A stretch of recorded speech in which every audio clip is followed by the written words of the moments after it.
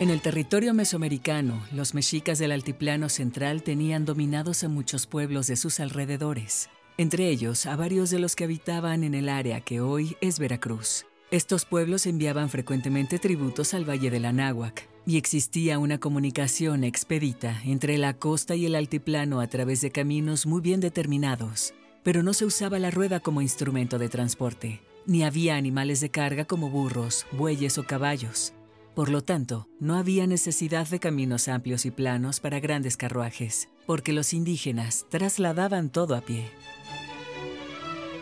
Pues en los inicios de la llegada de los españoles, fueron los indígenas quienes les mostraron las rutas primigenias por donde transitar para llegar al altiplano. Los indígenas usaban estos caminos solamente para el traslado de personas, cuando más llevaban alguna carga en la espalda y de esta manera hacían un comercio o bien el pago de tributos entre la costa y el altiplano.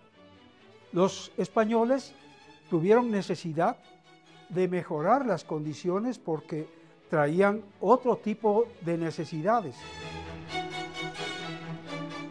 Para los españoles, la colonización de México tenía una misión doble: explotar su riqueza mineral y convertir a sus poblaciones nativas al cristianismo. Todo esto apoyado en un sistema militar competente. Pronto se desarrolló una red de caminos que comenzaban y terminaban en Veracruz, atendiendo las necesidades de transporte de las riquezas que se enviaban a España, de los misioneros, los militares y otros personajes que llegaban a la colonia para consolidar la dominación o para buscar nuevos horizontes. La construcción del Camino Real fue muy importante en el territorio que hoy es Veracruz, porque permitía la entrada y salida de mercancías y personas en el Nuevo Mundo, pero era una ruta difícil por sus condiciones geográficas y climáticas. El Camino Real fue la respuesta que surgió de los españoles, pues traían las bestias de carga, los carruajes, los materiales que ya eran más pesados, asimismo armamentos, y entonces era necesario mejorar las condiciones y buscar ya las alternativas que dieran mejores facilidades de traslado. Empezaron a llegar algunos de los ingenieros para identificar los espacios más adecuados, los que tuvieran una pendiente más sencilla, para que los animales y los propios soldados no se fatigaran tanto en los traslados de la costa hacia el centro del país. Así también fue para generar comercio, intercambio de saberes, los nuevos elementos culturales que se introdujeron al país. Así, de esta manera fue evolucionando el Camino Real hasta que se conformaron pues ya verdaderos pueblos y villas y ciudades. La fiebre española por la plata incitó la construcción de ventas, pueblos, iglesias, haciendas, cuarteles, casas de gobierno, caminos, puentes y otras infraestructuras requeridas para el desarrollo de las empresas mineras, y que a su vez ayudaban a mantener la seguridad en el tránsito por el Camino Real. Hay diversos pasajes históricos y hay un personaje muy relevante, Romero de Terreros, acaudalado minero, tenía muchísimo dinero y se decía que era el hombre más rico del mundo. Él ofreció invitar al rey Carlos III a que visitara la Nueva España. Le ofreció pavimentar el Camino Real con plata desde el puerto de Veracruz hasta la ciudad de Pachuca. Desde luego, esto no sucedió y sí, en cambio, el Camino Real se pavimentó con los materiales que había en los alrededores de cada tramo, como eran la tierra, la piedra bola o canto rodado, o bien los sillares de piedra de los mantos rocosos. Entonces el Camino Real fue mejorando y se instalaron fortines, se instalaron fortalezas para proteger de posibles invasiones a el puerto de Veracruz. A Veracruz se le denominó la llave del reino durante el virreinato. Y la mayor parte de los ingenieros militares que estuvieron en la Nueva España del siglo XVI al XVIII trabajaron en la construcción de sus defensas, sobre todo de la fortaleza de San Juan de Ulúa, sitio al que arribaban las naves españolas y de donde salían las riquezas hacia el viejo continente. La importancia de la ciudad y puerto de Veracruz, junto con su fortaleza de San Juan de Ulúa durante el siglo XVIII, seguirá siendo estratégico como un puerto comercial, punto de defensa, considerando que es el punto de llegada de toda la flota del comercio que viene de la metrópoli y del que va de la Nueva España hacia la ciudad de Sevilla. La riqueza acumulada por España en 3 siglos no pasó desapercibida para otras naciones europeas, y en el siglo XVIII empezó a surgir una nueva potencia mundial, Inglaterra, que ya comenzaba a construir su poderío naval y a competir por el dominio de la riqueza americana.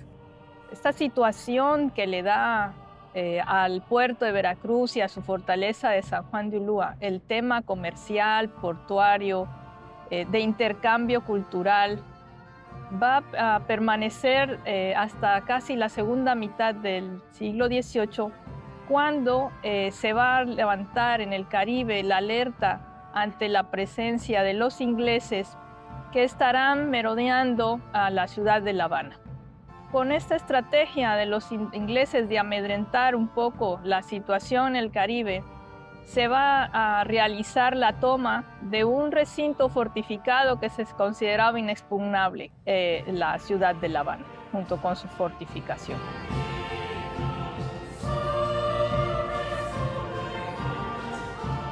Esta situación va a poner en alerta el puerto de Veracruz y el contexto de qué va a pasar si los ingleses en algún momento deciden tomar la ciudad de Veracruz. Se decide que hay que reforzar las defensas de la ciudad, y entre ellas será también la de la fortaleza de San Juan de Ulúa. Así, en 1763 va a llegar el ingeniero militar Manuel de Santiesteban con la encomienda de mejorar las defensas de la fortaleza de San Juan de Ulúa y de la ciudad de Veracruz, que en ese momento también es una ciudad amurallada. Para San Juan de Ulúa, esta obra defensiva le va a dar una nueva estrategia frente al enemigo que podría venir por el lado norte, que es el lado que mira al mar, y la protección interna también con un sistema defensivo que le permitiría seguir defendiéndose aun cuando el frente que mira al mar hubiera sido tomado por los enemigos ingleses.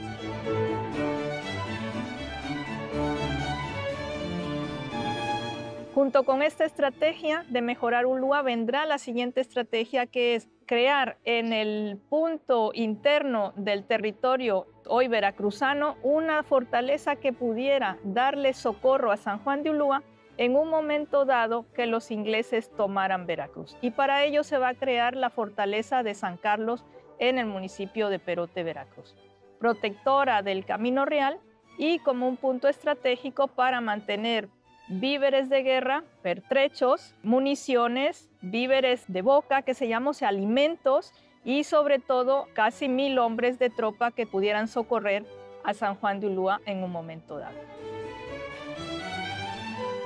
Fue de esta manera que se crea la fortaleza de San Carlos como resguardo y protección a la fortaleza de San Juan de Ulúa.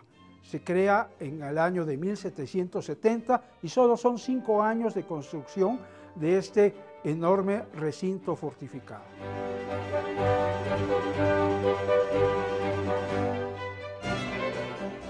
San Carlos de Perote se encuentra a la mitad del camino entre Veracruz y la Ciudad de México, en ese tiempo Camino Real. Y salía por aquí pues convoys con oro, con plata, con mercadería que llegaba de Asia, y era muy importante que el edificio tuviese una capacidad suficiente como para poder almacenar no solamente pertrechos de guerra o militares, sino también los valores que salían de aquí hacia España, pasando por Cuba.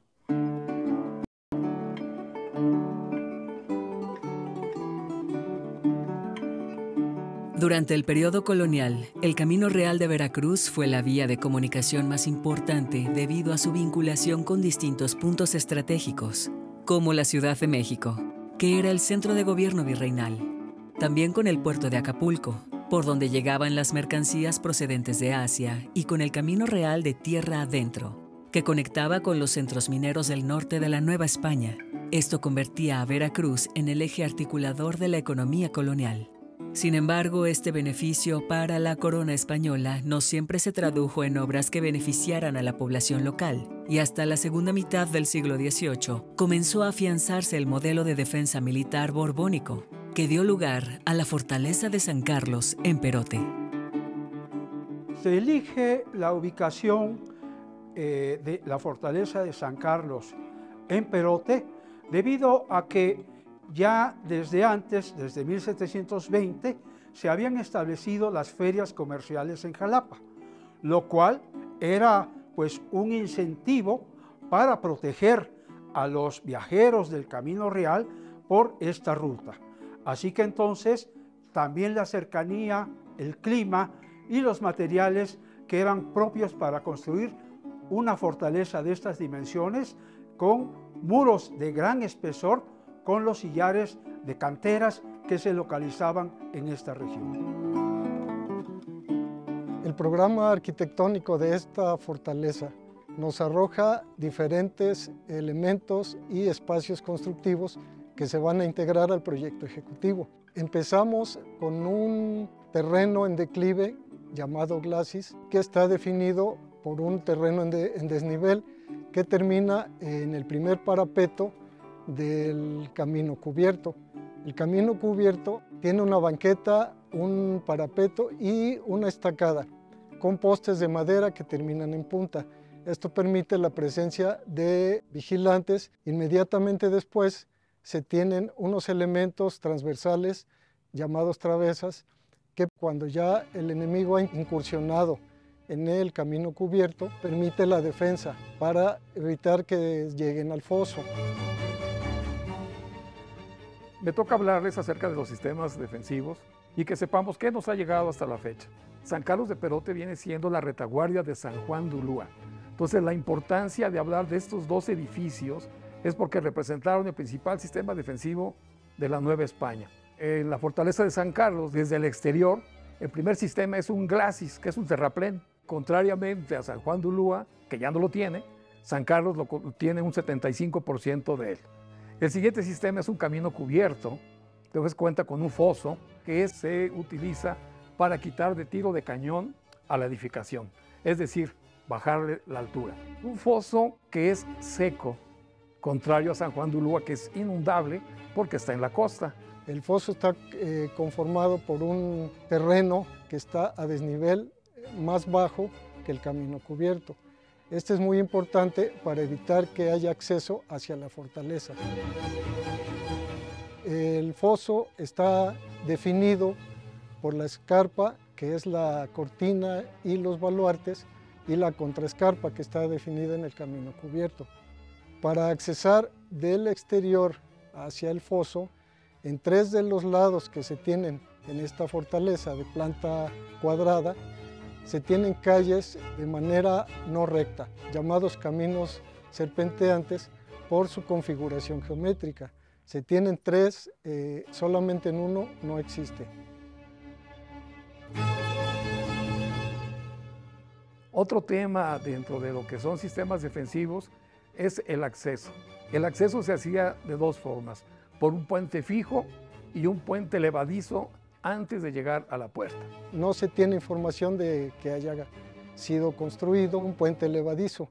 Al contrario, hay elementos que nos permiten deducir que no se hizo, que no se construyó. La entrada principal, que normalmente se engrandecía con decoración. En el interior de la puerta, en el derrame, hay una cornucopia de muy buena factura, a la usanza de la época, que en este caso estamos hablando del barroco, y se marca muy bien en los trabajos de cantería labrada que tiene. Y la segunda puerta es una salida estratégica. Es un pequeño túnel que debe tener unos 25-26 metros de longitud y que comunica una de las calles militares con el foso, denominado Poterna. Es una salida y entrada muy discreta que forma parte precisamente de una estrategia militar. En la entrada principal, en una de las calles serpenteantes, tenemos también unas esculturas que es toda una leyenda de dos soldados, Ferrer y Castells, que en España estaban encargados de la vigilancia, pero los dos estaban enamorados de la misma mujer y en una ocasión que ellos estaban vigilando, por rivalidad, discutieron, se pelearon y los dos quedaron muertos. Eso merecía un castigo muy fuerte. Como no los pudieron castigar en Europa, los castigaron a vigilar de manera perpetua en una de las fortificaciones de la Nueva España. Esos son los que tenemos en la entrada, que es una parte de la decoración. También tenemos, antes de ingresar al Puente Fijo, dos cañones que nos definen exactamente el lugar por donde se accesa a la fortaleza. Y en el foso tenemos también como decoración y como elemento utilitario una fuente en la que se ocupaba como bebedero para los caballos que tenían utilizando en esta fortaleza, con elementos decorativos también como un león grabado en las paredes de piedra de esta fuente. El principal sistema defensivo es la cortina. En este caso son 4 cortinas, es un cuadrángulo perfecto y está flanqueado y orientado a los 4 puntos cardinales en donde tiene cada uno un baluarte. Esos baluartes tienen una garita, que es la que remata, que es de vigilancia. Y se tiene todo el control desde distancia lejana de quienes se acercan a esta fortaleza. En la parte superior de la cortina se denomina adarve y es la ubicación de la artillería o cañoneras. Se diseñó para tener 96 cañones, de los cuales no se tiene conciencia de que hayan estado todos, pero era para precisamente poder abarcar los 360 grados en el perímetro de la edificación. Entre cañonera y cañonera existe un espacio que se denomina merlón y que se pueden diferenciar en la vista de la cortina con una moldura semicircular que se llama cordón magistral.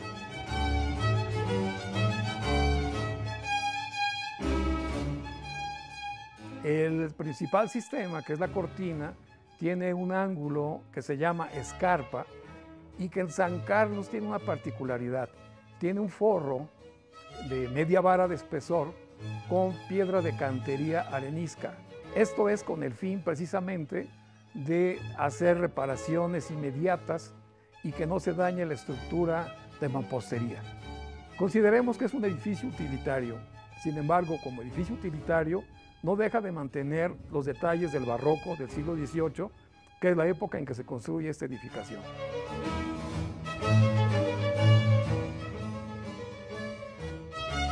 San Carlos viene siendo el complemento de San Juan de Ulúa, hablando como sistema defensivo. Digamos que es su retaguardia. Pero San Carlos de Perote también tiene una retaguardia a una legua de distancia, un poquito más de 5 kilómetros, y que son unas casamatas más un cuerpo de guardia para poder controlar estos dos espacios, que se ubican en la comunidad conocida como Francisco y Madero. Hay también un camino que nosotros le denominamos militar, que es para conectar a San Carlos con estas 3 edificaciones.